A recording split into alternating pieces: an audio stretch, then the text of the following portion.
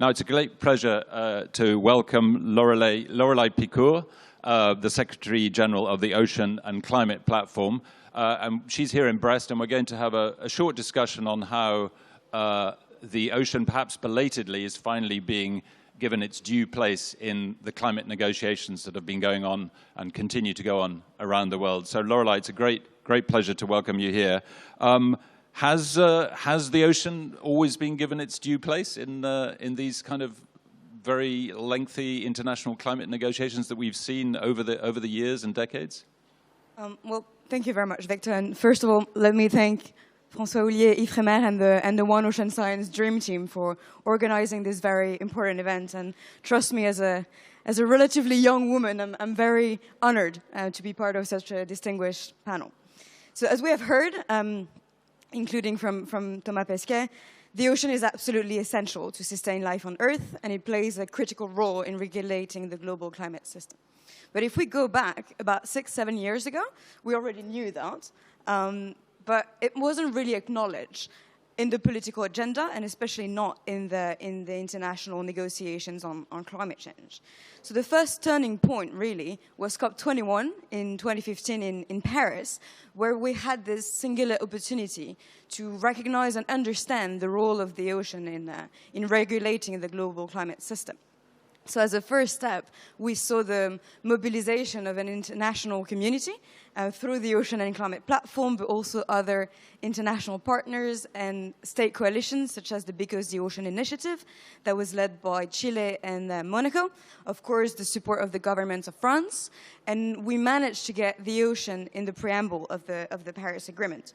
So that was the first step. But what happened since then, since 2015? Actually, when it comes to the ocean, we can be quite proud because there are maybe 4 areas where we saw significant progress.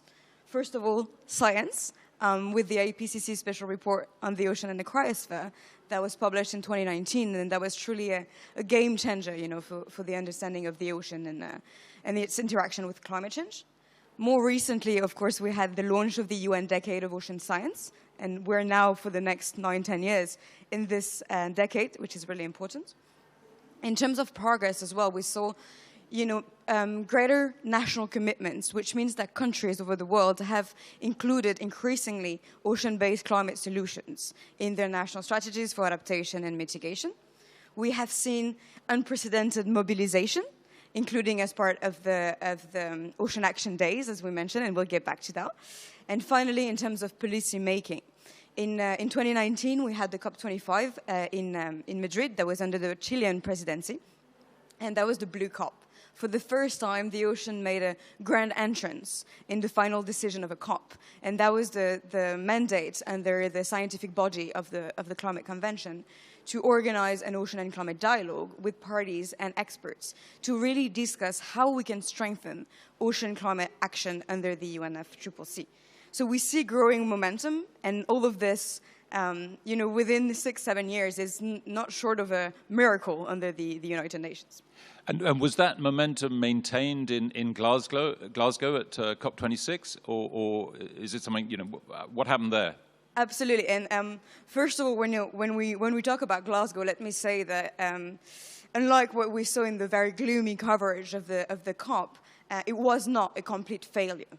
No, we're not going to save the world in 2 weeks of negotiations. Delegations are mostly, debating on wording and brackets, so that's not the point. But Glasgow also allowed, to keep the 1.5-degree objective alive, and it managed to conclude the negotiations on the Paris rulebook. So we did achieve some good things, although we expected greater ambition, of course. And when we look specifically at the ocean, we do have ground to call it a success. COP26 allowed for anchoring, really, the ocean in the climate negotiations. And I have 2 main points that I wanted to address here. First of all, of course, the main political outcome of COP26, the Glasgow Pact, the COP26 decision, recognizes the role of the ocean and marine ecosystems as carbon sinks. It's very clear in the decision that it's important to restore, protect those marine ecosystems. And additionally, the Glasgow Pact managed to set up a mandate for an annual ocean climate dialogue under the scientific body, which means that from June 2022, we'll all have the pleasure to meet in Bonn during the intersessions to annually discuss, and I insist on the annually, because now we do have a platform to discuss gaps, knowledge gaps to be filled, also the progress and the priorities for the ocean and climate nexus under the UNFCCC. And secondly, I want to briefly mention as well that all of these political outcomes were made possible because of the narrative that were built around the ocean climate and biodiversity nexus, and including with the mobilization and coordination of member states ahead of COP26. There was a coalition of ocean champions, mostly led by Fiji, Chile, and the United States of America. And we saw the commitment, of course, of John Kerry just now. And this coordination ahead of time allowed for a strong narrative to get this ocean climate dialogue as a permanent decision in the Glasgow Pact. So that was very important. And to come back to the Ocean Action Day, I think we're noticing a very strong mobilization of non-state actors across the sectors for the ocean, and for the first time, 120 organizations, from NGOs to scientists to the private sector as well, agreed on a narrative and signed the Ocean for Climate Declaration, which was presented at the Ocean Action Day to mainly scale up ocean action. And not to brag, but the Ocean Action Day was actually the most viewed event as one of the Action Days at COP, and that was mostly due also to the participation of the OneOceanScience and Thomas Pesquet in this important event. So we can see a growing momentum, and of course the road is still very long. Yes, I mean, tell us about that. What are the, so governments are beginning to sit up and take notice, people are beginning to take notice. What are the really urgent priorities now for the years ahead? What do you think we should all be focusing on? What will we be focusing on? First of all, of course, one of the priorities, or the main priority if you want to safeguard the ocean, is to drastically reduce greenhouse gas emissions, for sure. But mitigation and adaptation, including ocean-based solutions, are very much at the top of the list as well.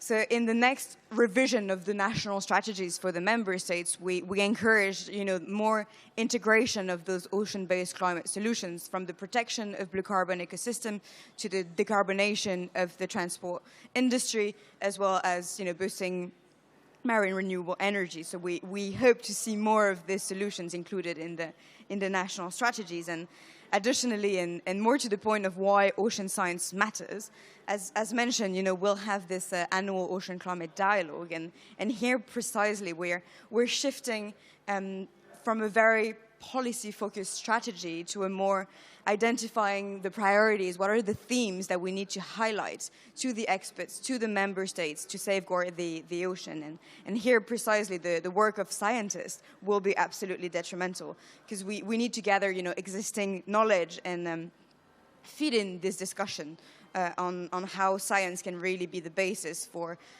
equitable and sustainable decision making. But we also need, scientific institutions to shed some lights on what are the upcoming challenges and share their creativity on identifying those main challenges. How can we address them?